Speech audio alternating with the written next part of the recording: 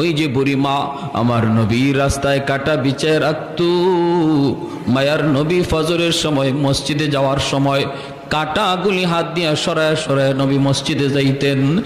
নবী রাতের অন্ধকারে কাটা রাস্তার মধ্যে পুঁতে পুঁতে রাখত। একদিন সর্বপ্রথম যেদিন নবী বুঝতে পারেন নাই, ওই দিন নবীর পায়ের তালা থেকে 40টা বিষাক্ত কাটা নবী বের করছেন। এরপরে রাতে নবী সতর্ক হইয়া মসজিদে যান। সতর্ক হইয়া কাটাগুলি সরাইয়া আমার নবী, রহমতের নবী, সরওয়ারে দু জাহান, তিনি মসজিদে যান কাটাগুলি সরায়া। একদিন আমার নবী দেখেন রাস্তায় কাটা নাই। নবী জিজ্ঞেস করেন, আজকে রাস্তায় কাটা নাই কেন? মানুষজনকে, হুজুর আপনার প্রতি যেই মহিলা কাটা বেচাইতো সে অসুস্থ, বিছানায় পড়া, এজন্য আজকে রাস্তায় কাটা নাই।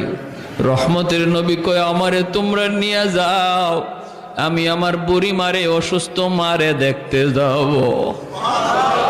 যেই মহিলা আমার নবীর পায়ে থেকে রক্ত ছড়াইলো, ওই মহিলা অসুস্থ হয়েছে, নবী তারে দেখতে বাড়িতে যাইতেছেন। কন্যা সুবহানাল্লাহ। আমরা হইলে বলতাম তাড়াতাড়ি মরে না কেন?